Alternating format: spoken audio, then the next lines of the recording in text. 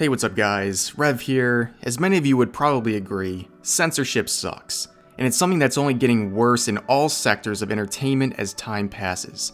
One thing I'm sure you have witnessed, especially if you're a viewer of this channel, is that advocates of censorship have a raging hate boner for anything that even has a few pixels resembling anime. And against this backdrop, today's next example comes at little surprise.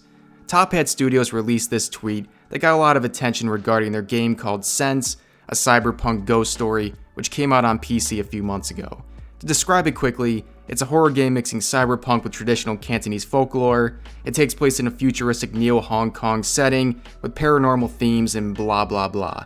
Because honestly, that's not really what's important here. Because even though it's a Chinese-inspired game, and I don't mean to simplify art styles that much, but to just about anyone, you could see this game being released out of Japan with an anime-type art style.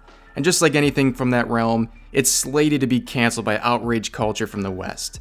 And the reason the developers made this post was due to many questions and concerns regarding the release of the game on the Nintendo Switch that took place about a week ago. Now, to save you from saying too long didn't read, I'll briefly summarize this post, one that I think is quite a rarity nowadays. We're so used to seeing gaming studios bow down to censorship or backtrack to please the loud minority of people who are always looking for something to be offended by, that this post caught people off guard.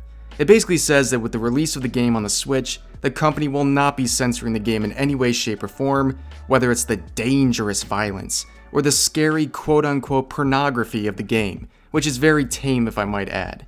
They say the game is 17 plus for a reason, and there's no point or reason for them to alter the game to fit demographics that shouldn't be playing the game in the first place, which is honestly the way it should be.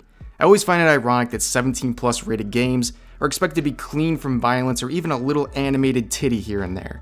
You should never have to censor your content from irresponsible parents that buy their kids games that weren't meant for them in the first place.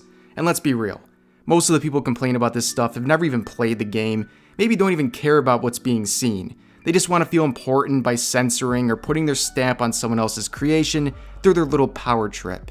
And some people said this post was overreacting to only a small number of calls for censorship, but these days, taking the offensive on this issue is important, because if you don't make a firm stance, people will want to walk all over you. But that's gonna do it for this video. Censorship bad, anime titties good. See you guys next time.